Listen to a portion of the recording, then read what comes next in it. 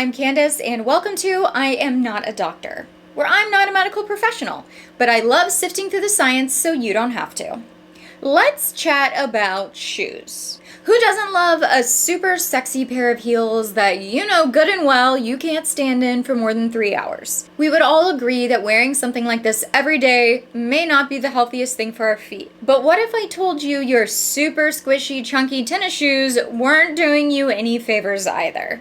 I'm going to give you the rundown on why more people are walking around with naked feet and why it can solve a whole host of problems for you. I even talk about my favorite minimalist footwear, and it's less than $20. If you're ready to learn a little bit more about why you've been brainwashed to believe all shoes should look the same, then stay tuned.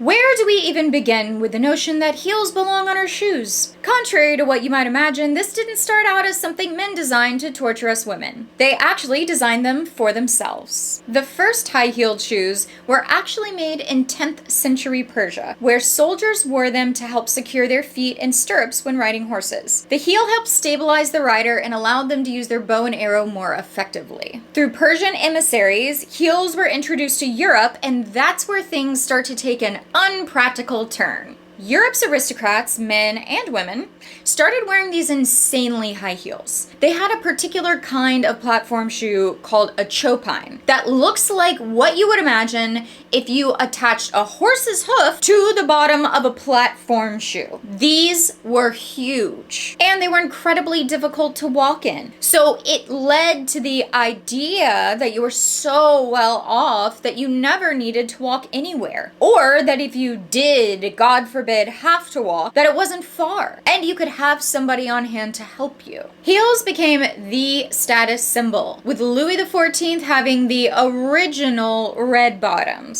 So these were fashion shoes. But what about your sports shoes? Nike, Adidas? Surely these weren't just designed to be status symbols. Actually, the design of these shoes is an issue of problem solving based on zero science. Nike was designing its shoes in a building that shared a space with a podiatrist practice.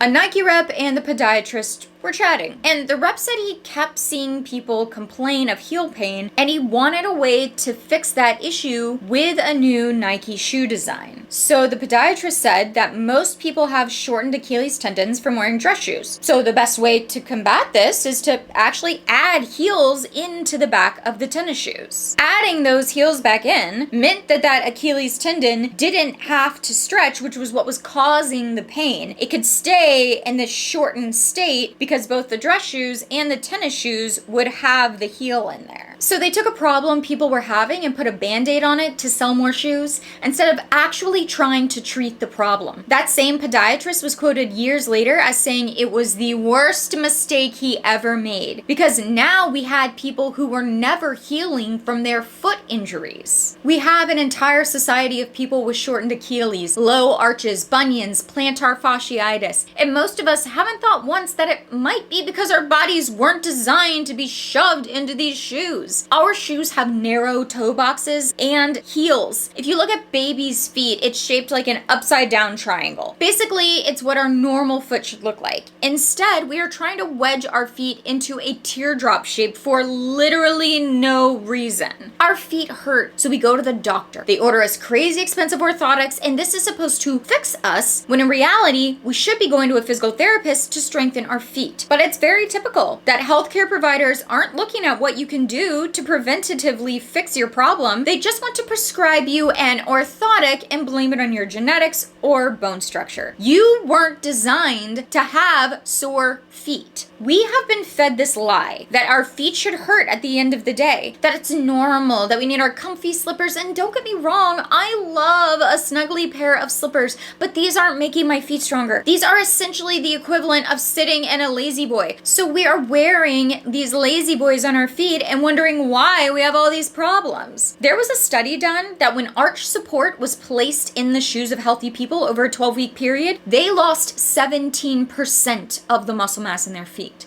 Is it ever a good idea not to be strong? When is it ever a good idea to lose muscle mass? Why do you think we have so many people getting knee replacement surgeries later in life? The whole chain from your foot to your hip is thrown off when you wear shoes that don't give your feet proper alignment. This wears down your joints improperly, resulting in pain and ultimately surgery. I have an anecdotal story about this in my personal life when I was bartending and I was standing for long periods of time wearing combat boots, and I started to get numb toes and sciatic problems and really bad back pain. And so I went to the shoe store and I bought expensive orthotics, as you do, and I put them in every shoe I had, and it did seem to help briefly, but then it stopped working and more problems started coming up. It wasn't until I started transitioning to minimalist footwear that the numbness in my toes went away and my back stopped hurting. There are stories like this all over the place. Just like working out our bodies, our feet need a solid workout as well. Now, most people in the space are going to tell you to go walk outside barefoot. And look, that is obviously ideal. But currently, I live in a neighborhood and it's like almost 100 degrees outside and I have a weird thing about my feet being bare. I do it, but I don't love it. I also do love the companies that have created minimalist footwear, but I find that it's not always priced where people can afford it. And frankly, if you aren't giving off a real hippie vibe, it's kind of hard to make it work aesthetically. My go-to recommendation are actually water shoes. And you can buy these babies right off of Amazon. I actually have some linked in the description below. And I know you're thinking, you're gonna look like a 5-year-old at camp, but they aren't crazy looking at all. I get a lot of neutral colors and I've worn them everywhere from hiking in Egypt to grocery shopping to festivals. And they are really my go-to shoes because they are so comfortable. And these are what they look like right here. They're soft. They have a little bit of a bottom, but they're still giving us the flexibility, which is what we want. They have that wide toe box. And when you have these on, they just look like really cute slip-on shoes. They definitely aren't giving like scuba diving vibes. When you first start wearing these, there's an adjustment. We wouldn't just start deadlifting 70 plus pounds if we've never picked up a weight before. So the same thing applies to your feet. Start wearing these around the house, on a quick walk with your dog. Work up to wearing them all the time. And yes, I do still wear heels and wedges from time to time, but my foot is stronger for it and I can withstand more because I've strengthened it. I also go right back to wearing my minimalist shoes, so I'm not putting my joints or ligaments into any long-term repetitive stress positions. Let me know in the comments below if you're up for ditching your chunky sneakers for a lighter option. I'd love to hear how things change for you once you start wearing less restrictive shoes. If you've had any success transitioning to minimalist footwear, let me know. Thanks for watching. If you want more simple, straightforward wellness advice, please subscribe to my channel. Remember that you are in control of your health. It just might take changing everything you thought you knew to get to where you want to be.